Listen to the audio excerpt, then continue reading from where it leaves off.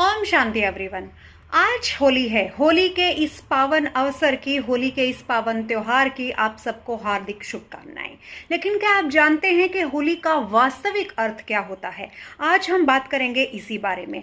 आध्यात्म के अनुसार होली दो अलग अलग शब्द हैं, हो और ली। यानी हमारे साथ हमारे जीवन में जो कुछ बीत गया है, अगर वो हमारे अनुकूल नहीं था तो उन बातों को भूल जाइए। होली, जिस व्यक्ति ने हमारे साथ जो कुछ भी व्यवहार किया है जो हमारे अनुकूल नहीं था, उन्हें माफ करिए और आगे बढ़िए।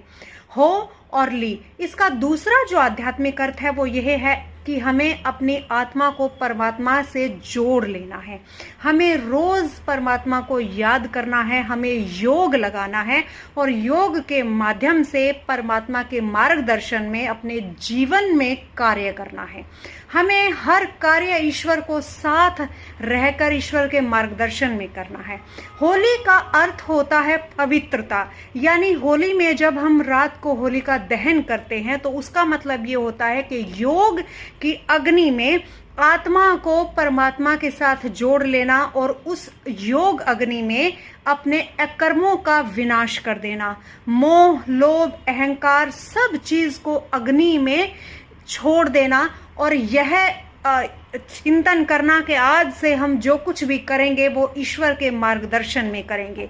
योग की अग्नि में आत्मा पवित्र हो जाती है, शुद्ध हो जाती है। हमारे कर्म में हम ईश्वर को याद रखते हैं और होली यानी रंगों का त्योहार, यह हमें संगम युग की याद दिलाता है। वह युग जहां ईश्वर खुद अवतरित होते हैं किसी और के रूप में और हमें किसी और के मुख से मुरली का ज्ञान देते हैं, ताकि हम कौन थे, कहां से आए थे और हमारा वास्तविक घर क्या है, इस चीज का हमें आत्मज्ञान कराते हैं। जिस योग अग्नि में आत्मा को आत्मज्ञान हो जाता है और हम ज्ञान के रंगों में रंग कर अपने ईश्वर के हो जाते हैं। ओम शांति।